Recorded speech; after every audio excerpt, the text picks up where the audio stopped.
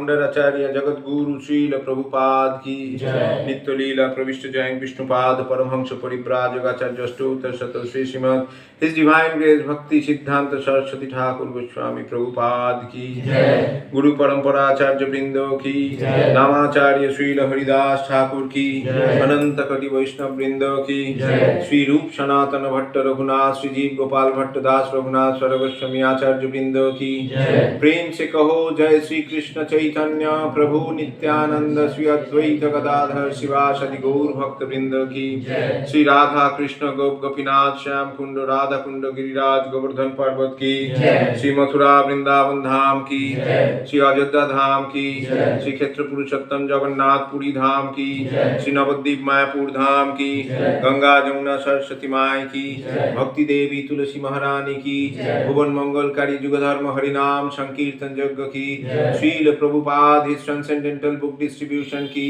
Shrimad Bhagavad Gita as it is की ग्रंथराज श्रीमद् भागवतम की श्री श्री राधा माधव अष्टसखी बिंदु की श्री श्री गौर निताय पंचतत्व भगवान की भक्ति विघ्न विनाशक लक्ष्मी नरसिंह देव भक्त प्रहलाद महाराज की the most merciful Lord Shri Jagannath Baldev Subhadra महारानी की स्वामित गौर भक्त वृंद की निताय निताय निताय गौर प्रेमानंदे।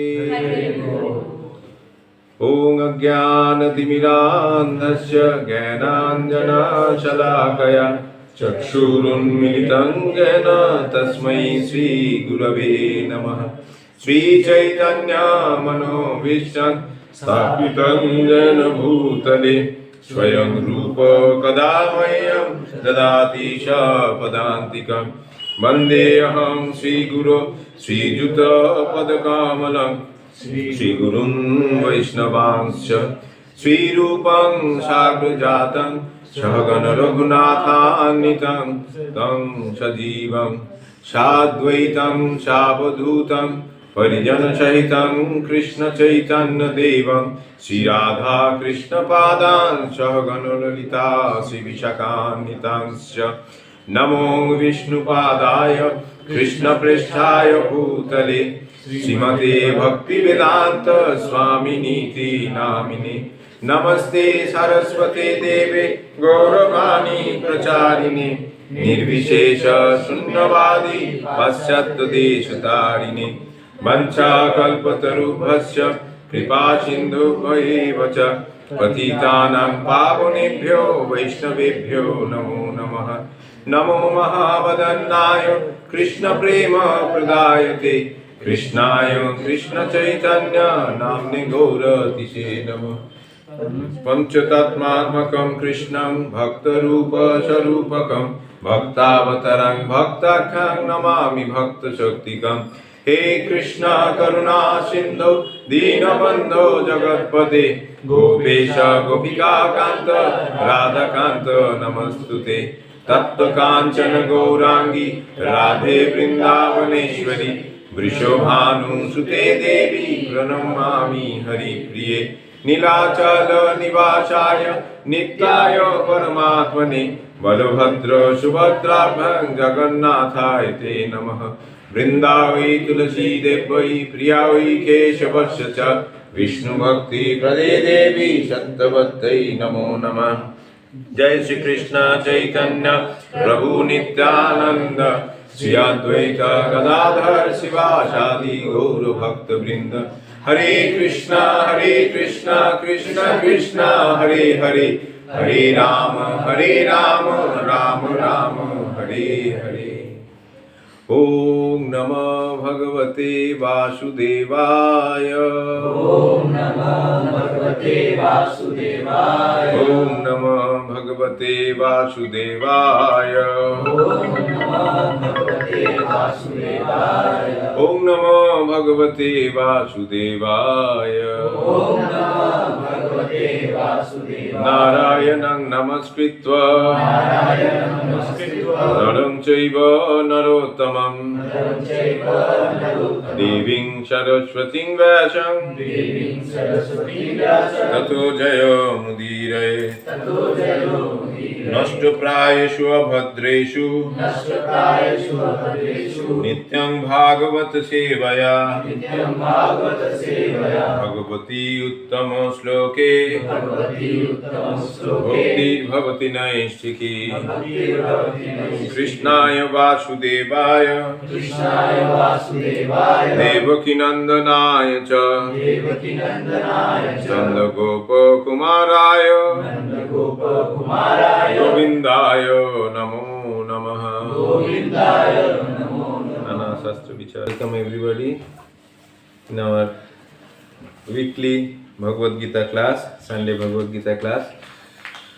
So today the attendance is very low because of HS examinations, and so everybody submitted the answers. We are reading from Srimad Bhagavad Gita as it is, second chapter, contents of the Gita summarized. And we have read till verse number 29. Did we finish the purport of the 29th verse? We have read the whole purport? No. We told to all of you to read this purport at home. Okay.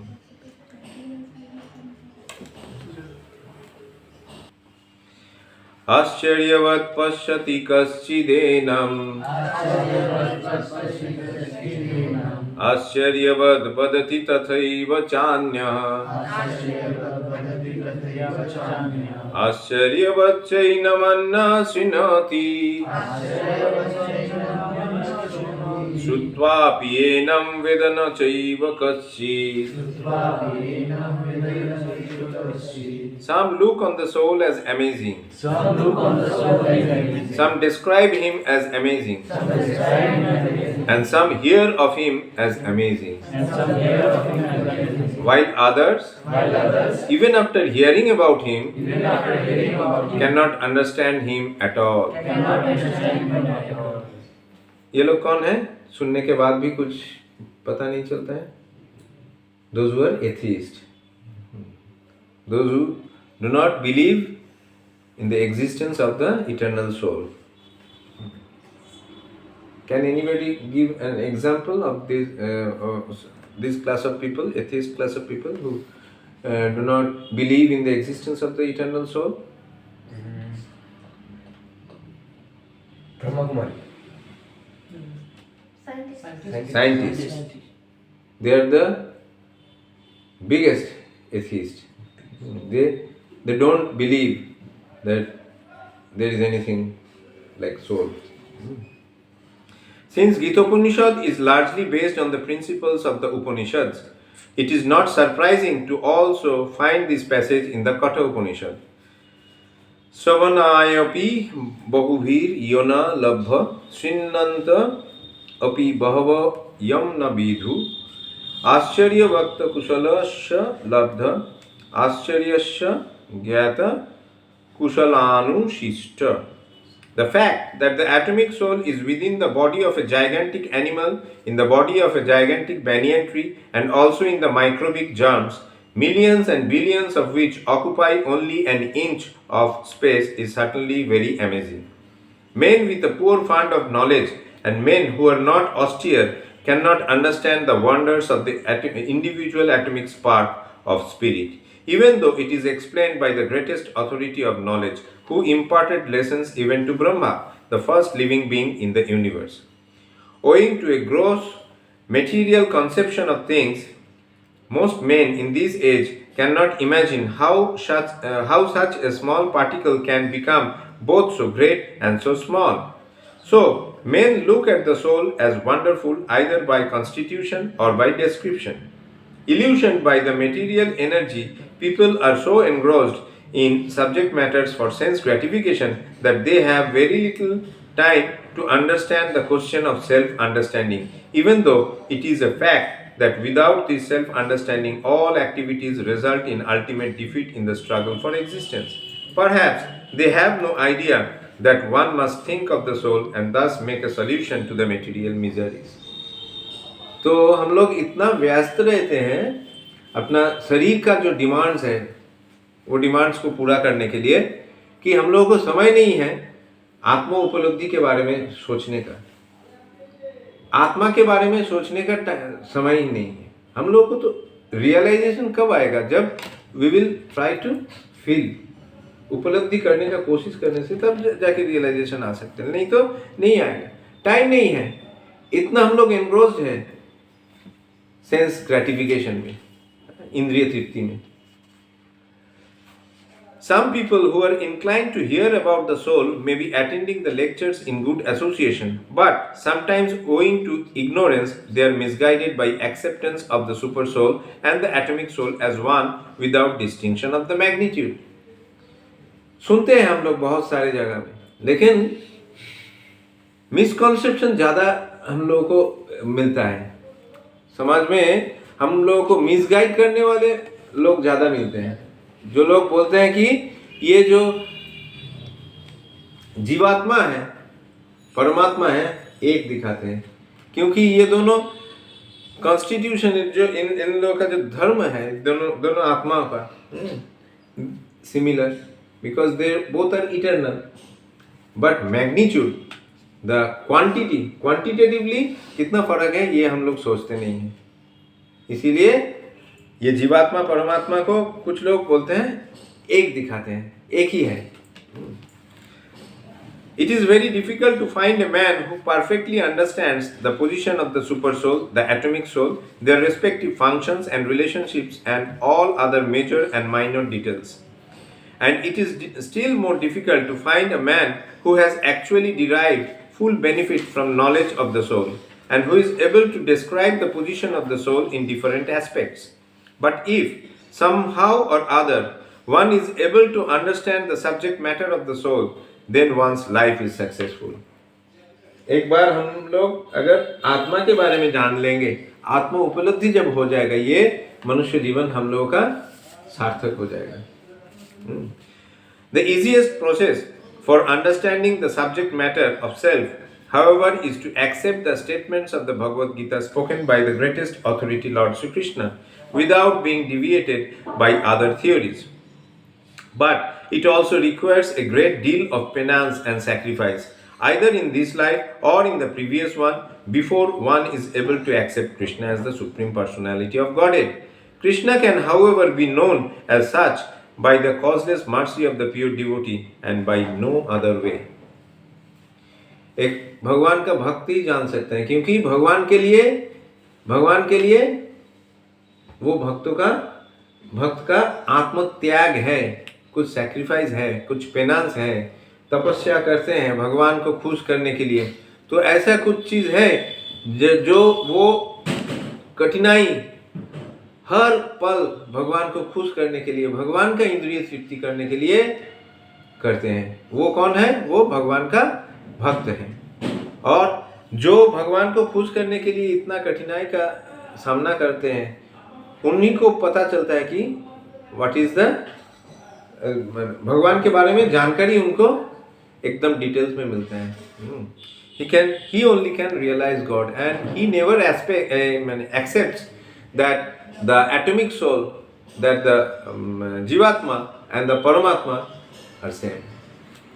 He or she knows that the Jivatma's dharma is to always serve the Paramatma. ये relation के बारे में उनको एकदम साफ clear knowledge है, कोई doubt नहीं है। इसीलिए एक भक्त है जो भगवान का ये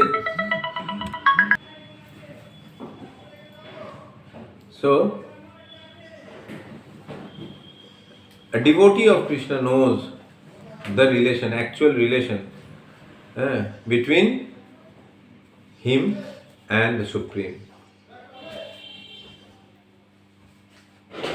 तो वो कभी ये नहीं होते हैं, क्योंकि एटॉमिक स्पार्क जो है, एटॉमिक सोल जो है, उनके बारे में पूरा जानकारी है डिवोटी को। वो कभी आश्चर्य नहीं होते, सोचते हैं कि हाँ कैसे ऐसा हो सकता है कि एक आत्मा जिनका मैग्नीट्यूड साइज हम लोग को पता है क्या है उनका magnitude? 1/10,000 part of the tip of the hair.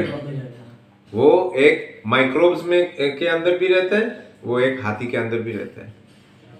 कैसे? और accordingly it provides consciousness to the respective bodies, चाहे वो एक बैनियन ट्री का हो, चाहे वो एक हाथी का हो, या एक माइक्रोब का हो। तो अभी हम लोग एकदम अंत में आ गए हैं। आत्मा के बारे में जो डिस्क्रिप्शन शुरू हुआ था, कितने नंबर श्लोक में? 11th verse of this chapter, वहां से आत्मा के बारे में डिस्क्रिप्शन शुरू हुआ था, अभी खत्म हो रहा है। तो we will read, go through the verse number 30।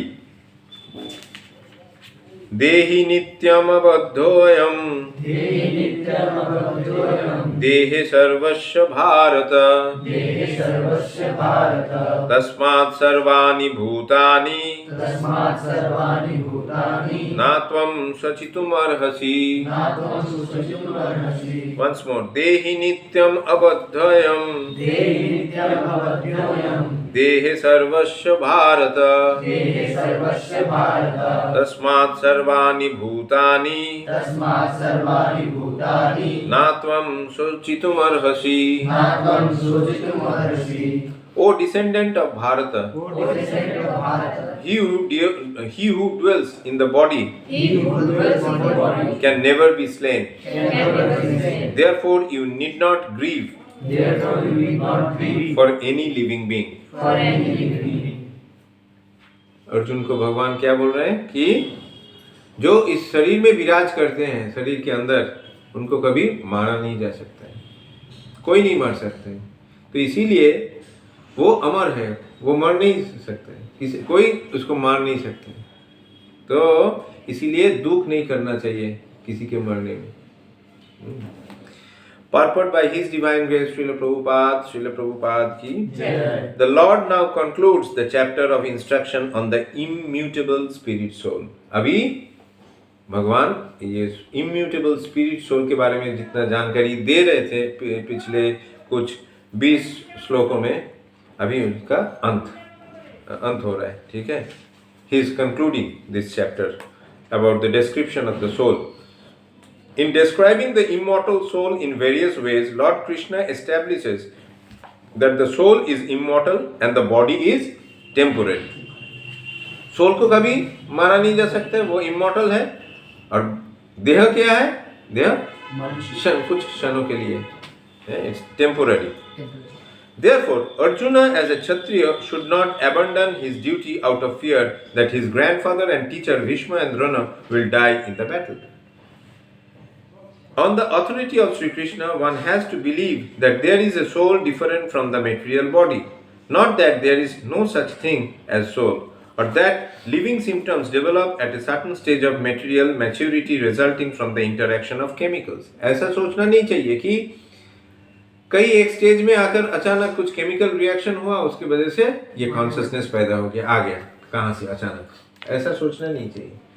Consciousness जब भी वो स्पिरिट सोल किसी माँ की ऊँग में, माँ के जठर में ये घुस जाता है, उसी समय कॉन्शियसनेस ये हो जाता है।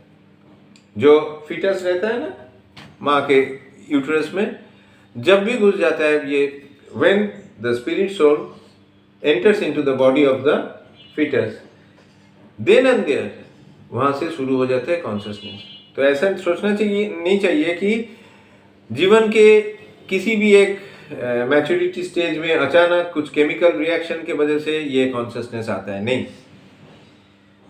ये बोगस थ्योरी साइंटिस्ट लोग दे सकते हैं, लेकिन एक जो भगवत गीता का साइंस जिनको मालूम है, या आध्यात्मिक नॉलेज, रियल नॉलेज जिनके पास है, वो कभी ये नहीं मानते हैं। On the authority of Sri Krishna, one has to believe that there is a soul different from the material body, not there is no such soul as, not that there is no such thing as soul, or that living symptoms develop at a certain stage of material maturity resulting from the interaction of chemicals. Though the soul is immortal, violence is not encouraged, but at the time of war it is not discouraged when there is actual need for it. Soul को मारा नहीं जा सकता, इसीलिए देह को ऐसे ही विनाश करना, काटना, मारना, ये वायलेंस को कभी समर्थन नहीं करते हैं भगवत गीता। लेकिन जहां मारना जरूरी है, जैसे कि यहाँ ये दुर्योधन और उसका कंपनी जो गलती किया था, जो अन्याय किया था पंच पांडवों के ऊपर, तो ये उचित होगा कि उन लोगों को मारना। भरे सभा में ये पंच पांडवों को बीवी द्रौपदी का वस्त्रहरण, असम्मान करना, ये किसी सभ्य समाज में नहीं होना चाहिए। वो काम किए थे दुर्योधन, दुशासन, ये सब भाई। तो इसीलिए उन लोगों का कर्म फल स्वरूप उन लोगों को मानना ही चाहिए। तो ये though the soul is immortal, violence is not encouraged, but at the time of war it is not discouraged when there is actual need for it. यहाँ मारना जरूरी है, इसीलिए मारना चाहिए। That need must be justified in terms of the sanction of the Lord and not capriciously. Whimsically मारना ठीक नहीं रहेगा। जैसे कि हम लोग एग्जाम्पल दिए थे ना, आर्मी में जाके एनिमी सोल्जर्स को मारना हायर अथॉरिटी का ऑर्डर से, जब प्राइम मिनिस्टर के या होम मिनिस्टर का ऑर्डर आ जाता है आर्मी के पास, आर्मी का कमांडर जब ये निर्देश दे देता है कि हाँ मारो, तब जो माने मारते हैं जो सोल्जर्स लोग दूसरे एनिमी के सोल्जर्स को, वो कैप्रिशियसली नहीं है, whimsically नहीं है, because they are, yes, it is authorized. They are following the orders of the higher authority. यहाँ भी Lord Sri Krishna is giving the order to kill them, to kill the Kauravas, and that is why Arjuna should kill them.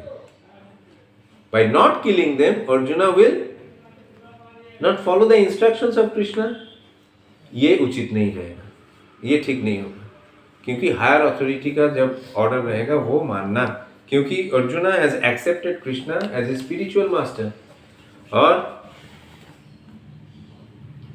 नाम अपराध में what is the third नाम अपराध?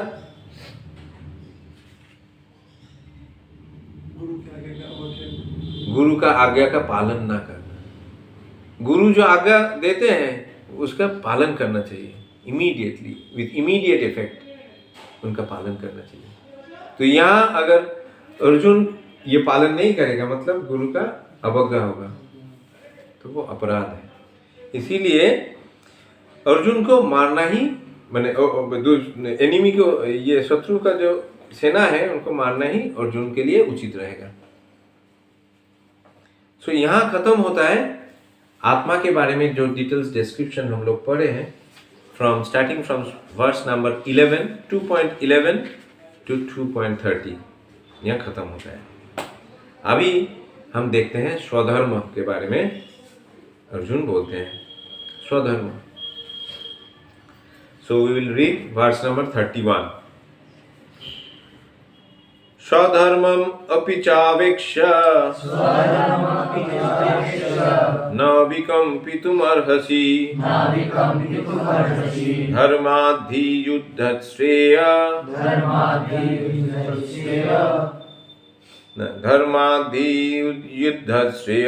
न क्षत्रियस्य न विद्यते। Again, स्वधर्मम अपि चावेक्ष्य न विकम्पितुमर्हसि धर्माद्धि युद्धश्रेयन्नात् क्षत्रियस्य न विद्यते। Considering your specific duty as a Kshatriya, you should know that there is no better engagement for you very difficult for you. than fighting on religious principles. On fighting on religious principles. And so there is no need for hesitation. And so there is no need for hesitation. क्षत्रिय का specific duty याद दिला रहे हैं अभी भगवान। क्षत्रियों के लिए युद्ध करने के सिवा और बेटर एंगेजमेंट कुछ नहीं होता है। जब युद्ध का ये आता है ना, न्योता आता है, तो kshatriya has to accept, there is no other way. Purport by His Divine Grace Srila Prabhupada की। Out of the 4 orders of social administration, the second order for the matter of good administration is called Kshatriya. पहला वाला कौन है, क्या है? ब्राह्मण। क्षत means heart. क्षत त्रायते इति क्षत्रिय। Heart मतलब आघात से, बाहर से कोई आघात से जो रक्षा करते हैं उसको कहते हैं क्षत्रिय। क्षत त्रायते इति क्षत्रिय। One who gives protection from harm is called kshatriya. Trayate means to give protection. The kshatriyas are trained for killing in the forest. A kshatriya would go into the forest and challenge a tiger face to face and fight with the tiger with his sword. ऐसा होता है क्या? When the tiger was killed, it would be offered to the royal order of cremation. This system has been followed even by the present day by the Kshatriya kings of Jaipur state. The Kshatriyas are specially trained for challenging and killing because religious violence is sometimes a necessary factor. Therefore, Kshatriyas are never meant for accepting directly the order of sannyasa or renunciation.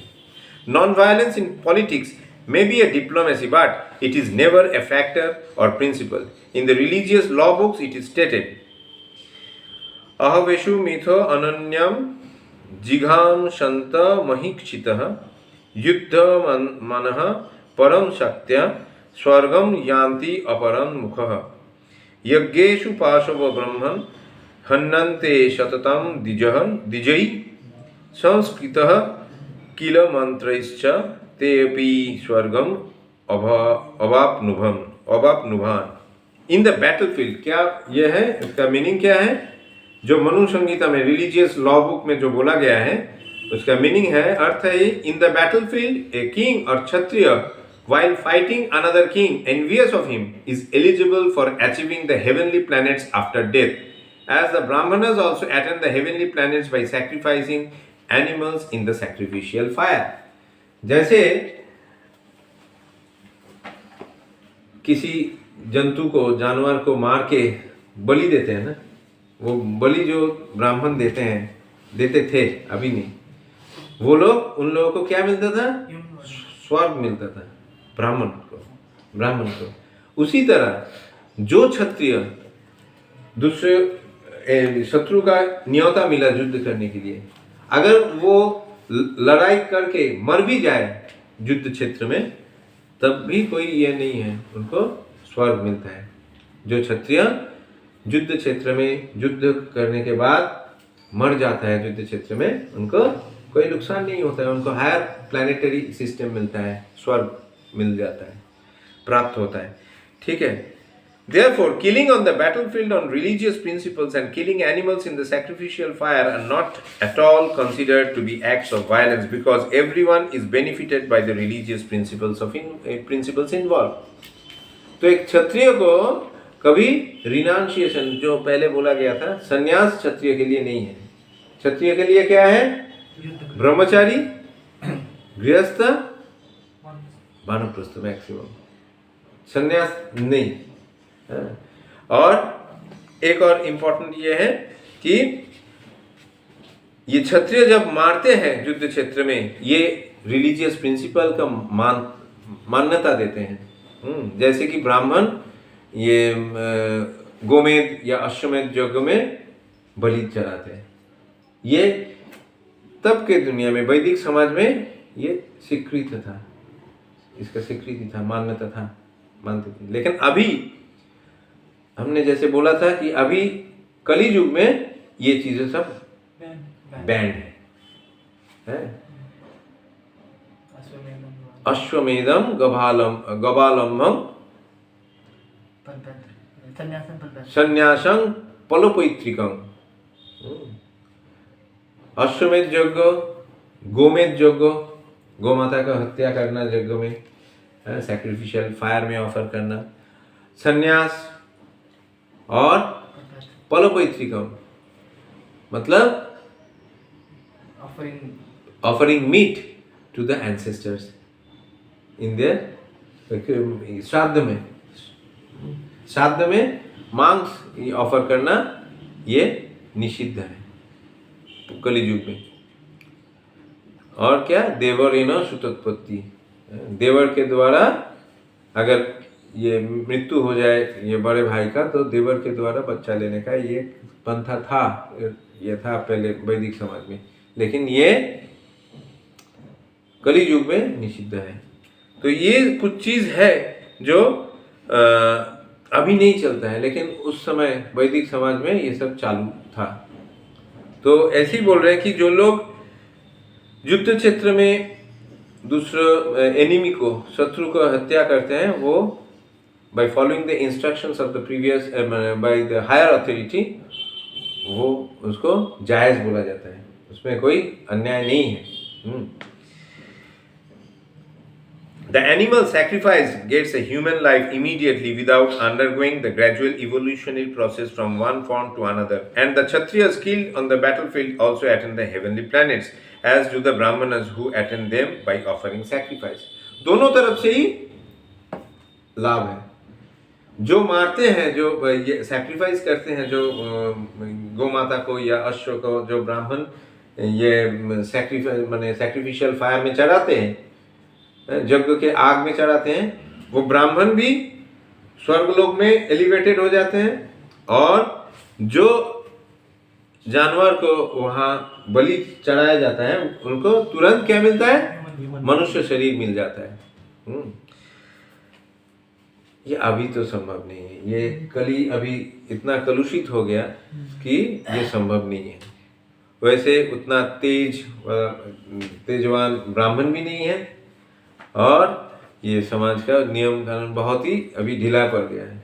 कोई religious principles हम लोग follow करने के लिए तैयार ही नहीं है, मानते नहीं।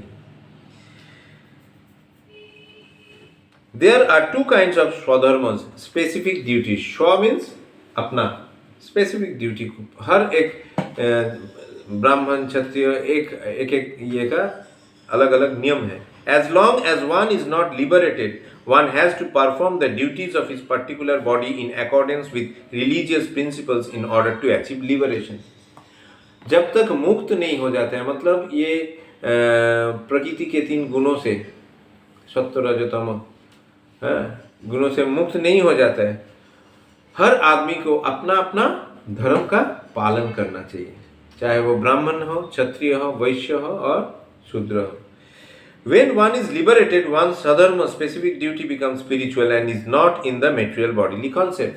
जब मुक्त हो जाते हैं तब जाके धर्म एक हो जाते हैं, चाहे वो ब्राह्मण संसार में पैदा हुआ था या किसी भी क्षत्रिय हो या वैश्य शूद्र कुछ भी हो। जब मुक्त हो जाते हैं तब जाके क्या होता है, सबका स्वधर्म एक ही हो जाता है। क्या? Service to the supreme lord. जीवेश स्वरूप है नित्य कृष्ण दास।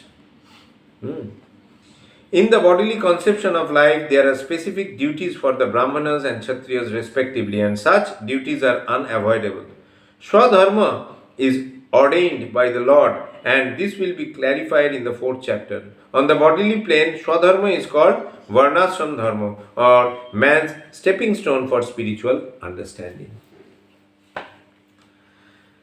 तो बॉडीली प्लेन में जब तक आत्मा के बारे में ज्ञान पूरी तरह से नहीं हो जाएगा हम लोग जब तक ये बॉडीली डिमांड्स रहेगा, बॉडीली जो प्लेटफॉर्म में हम लोग रहेंगे, तब तक जाके हम लोग का सधर्म क्या होगा, जो जिस वर्ण का है, जो जिस आश्रम में है, वो वर्ण और आश्रम का धर्म का पालन करना, वही है उसका स्वधर्म। Human civilization begins from the stage of Varnashram Dharma, or specific duties in terms of the specific modes of nature of the body obtained. Discharging one's specific duty in any field of action in accordance with the orders of higher authorities serves to elevate one to a higher status of life. तो ऐसे धर्मों का पालन करने से क्या होता है? हायर स्टेज मिल जाता है।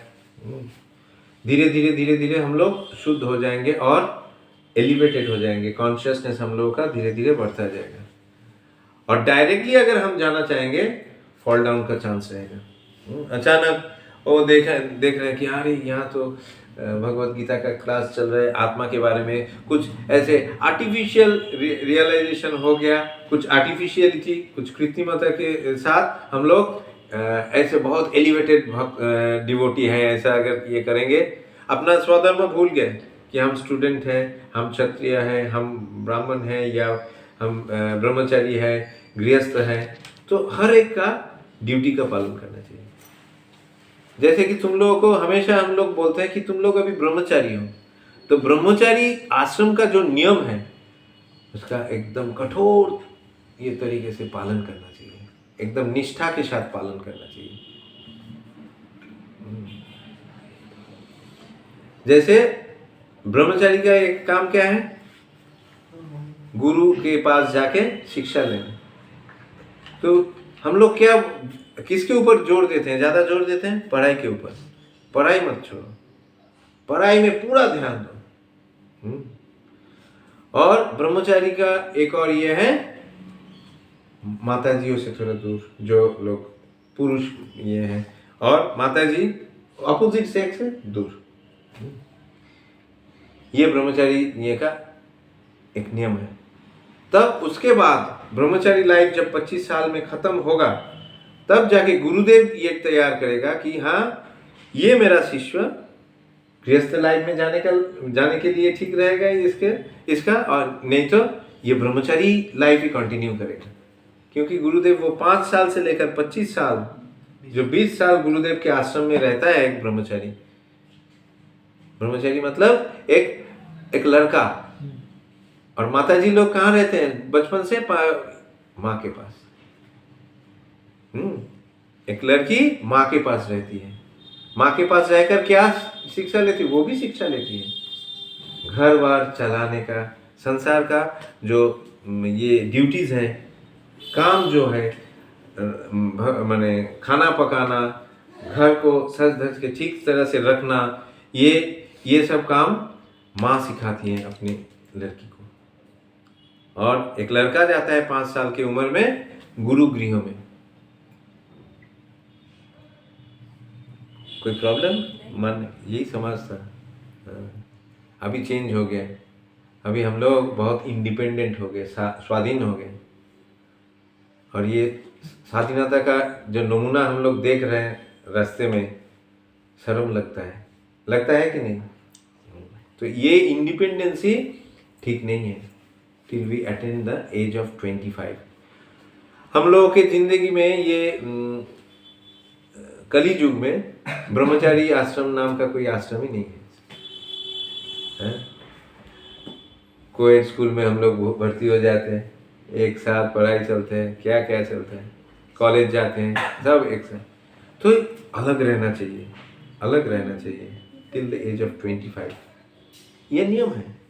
स्वधर्म का पालन तब जाके एक लड़का अपने गुरु के पास जाके 20 साल वहां रहकर गुरु का सेवा करके गुरु जो शिक्षा देते हैं उसका पालन करते हैं। यस माता जी, क्या डिस्कशन चल रहा था? कुछ तो चल रहा था ऑफ कोर्स।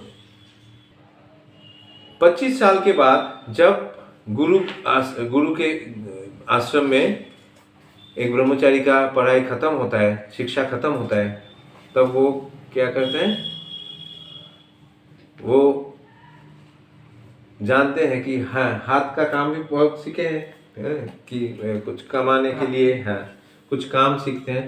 तो गुरु ठीक करते हैं, गुरु से वो परमिशन लेके कि हम गृहस्थ जीवन में प्रवेश करना चाहते हैं।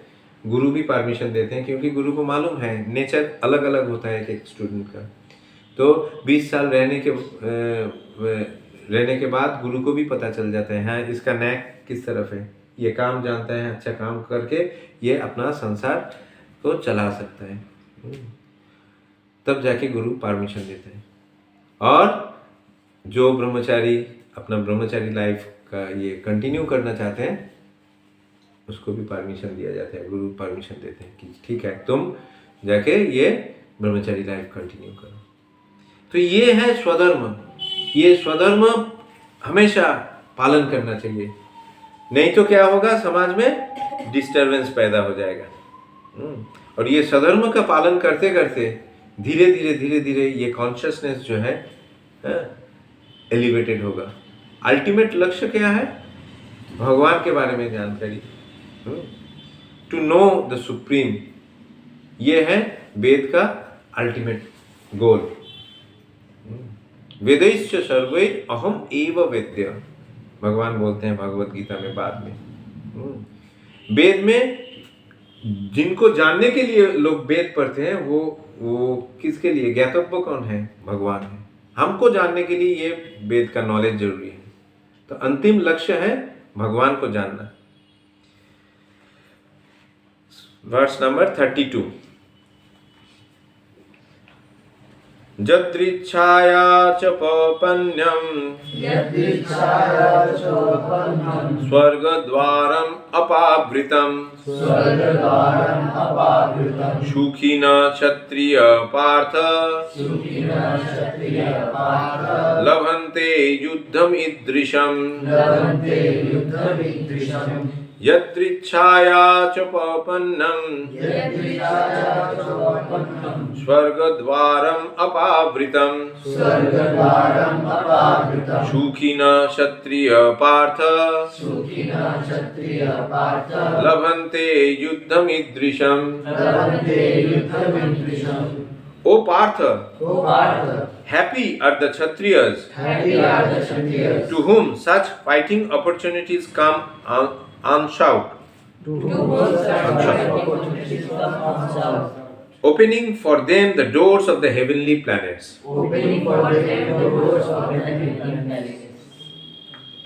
तो ये युद्ध का मौका जिनको मिलता है उनके लिए क्या क्या खुल जाता है? स्वर्ग का दरवाजा खुल जाता है। चाहे वो क्षत्रिय का मृत्यु क्यों ना हो युद्ध क्षेत्र में, तब भी उनको स्वर्ग प्राप्त होता है। As supreme teacher of the world, purport by His Divine Grace, Srila Prabhupada ki. As supreme teacher of the world, Lord Krishna condemns the attitude of Arjuna who said, "I do not find any good in this fighting. It will cause perpetual habitation in hell." Such statements by Arjuna were due to ignorance only.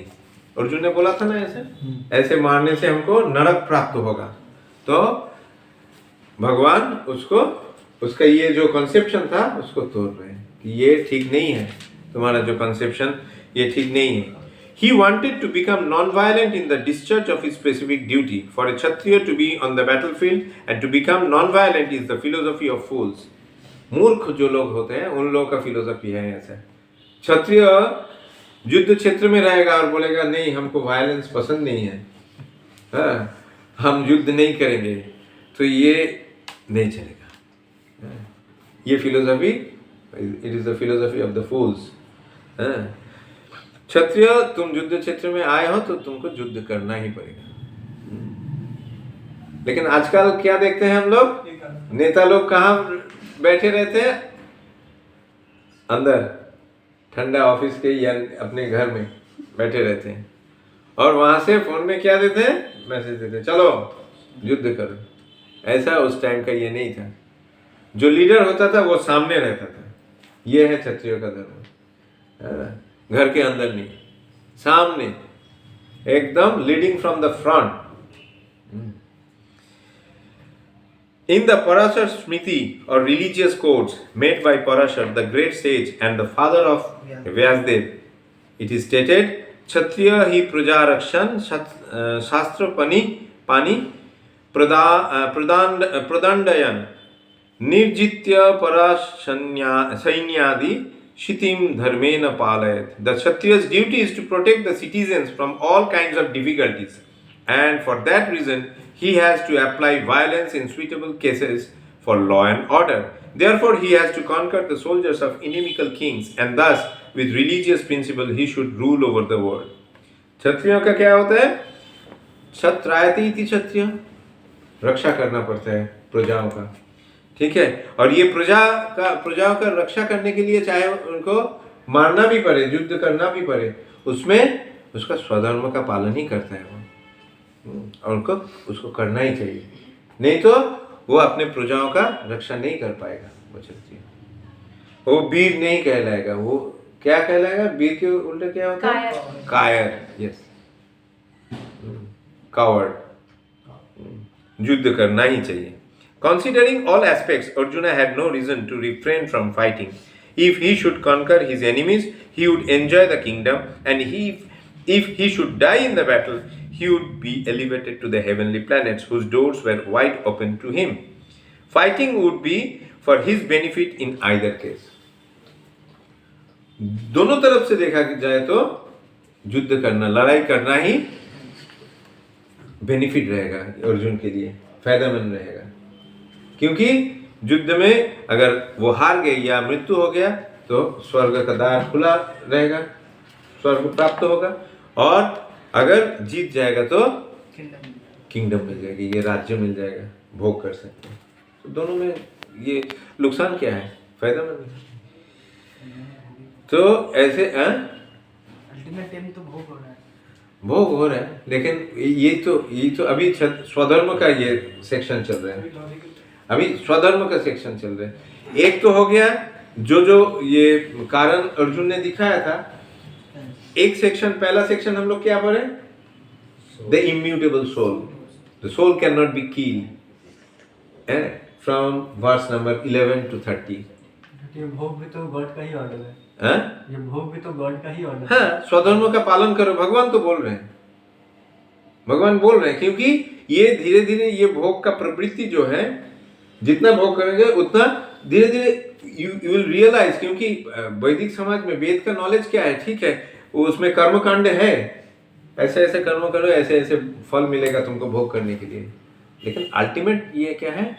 You have to know God, you will know God, you will have the clear. लेकिन धीरे धीरे जो लोग ज़्यादा intelligence नहीं होता, या एक बच्चे को अगर हम ये +2 का या ग्रेजुएशन का ये स्कूल लेवल के एक बच्चे को हम सिखाने जाएगा, सीख पाएगा क्या? नहीं पाएगा। धीरे धीरे उसको आसान तरीका बताना पड़ेगा। और क्या करना पड़ता है ना, बाबू पढ़ाई कर लो, ये टॉफ़ी लो, ये लो, वो लो, ये खेल का चीज़ देते हैं और पढ़ाते हैं, ये पढ़ाई कर लो, ये देंगे। तो ये है लोअर लेवल के लिए, जो लोग किंडरगार्टन या स्कूल लेवल का होते हैं। और ये नॉलेज क्या है? लेवल क्या एक ही रह जाता है जब हाई स्कूल में जाता है, जब कॉलेज जाता है, जब यूनिवर्सिटी जाता है, उसका लेवल क्या होता है? धीरे धीरे। ऐसे ही वर्णाश्रम का पालन करना ये शुरुआत है, उसमें माने स्वधर्म का पालन करना ही धर्म रहेगा, और स्वधर्म के पालन के साथ साथ जो कुछ भी मिलेगा वो ठीक है, भोग करो, लेकिन एक लिमिट के अंदर रहेगा, अनलिमिटेड नहीं होगा। क्योंकि वही हर एक आश्रम का, हर एक वर्ण का कुछ धर्म होता है, उसके बाहर अनलिमिटेड ये का अलाउ नहीं करते हैं समाज उस टाइम का। अभी जो चल रहा है वो तो पूरा अनलिमिटेड, मस्ती अनलिमिटेड अभी चलते हैं। कोई सेल्फ रियलाइजेशन का नामो निशान नहीं है, गॉड रियलाइजेशन का नामो निशान नहीं है, अभी चल रहा है अनलिमिटेड मस्ती। तो ये हो गया 32 श्लोक। We will go through another verse and end this class for today. Verse number 33. अथ चेत्त्वम् इमं धर्मं संग्रामं न करिष्यसि तथा स्वधर्मं कीर्तिं च हित्वा पापम् अवाप्स्यसि।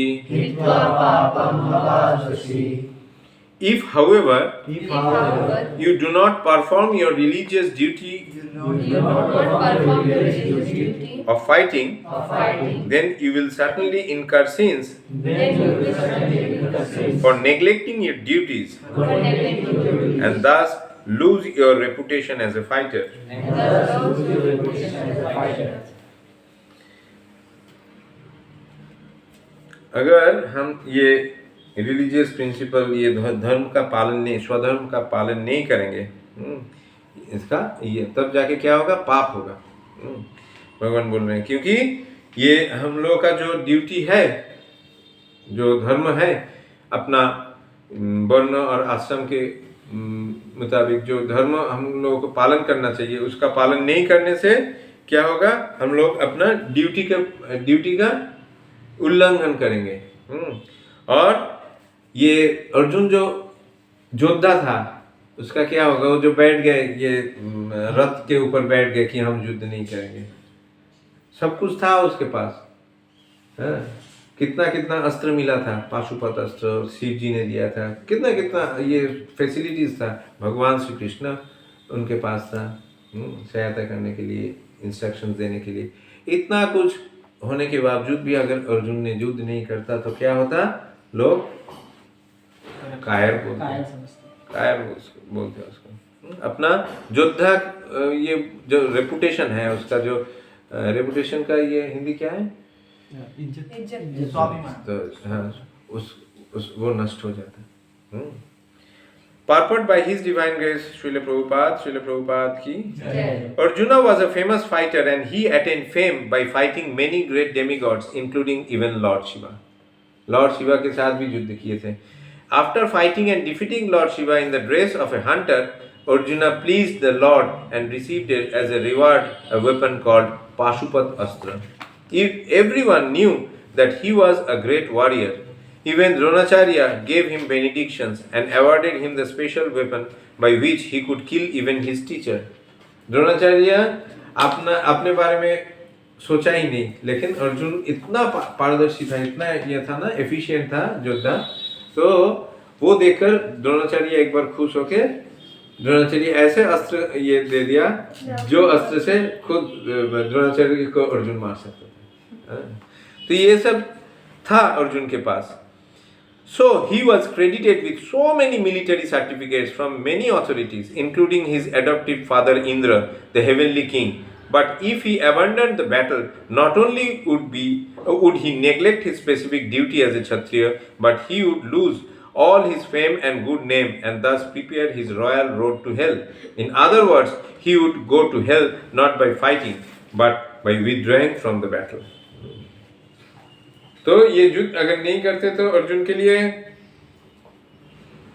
किसका द्वार खुला रहता, नरक का। क्योंकि लोग क्या बोल देंगे, अरे कैसा योद्धा है, इसके बारे में इतना सुना था, लेकिन ये तो इतना कुछ रहने के बावजूद भी कायरों की तरह युद्ध बिना युद्ध के भाग रहे हैं यहाँ से।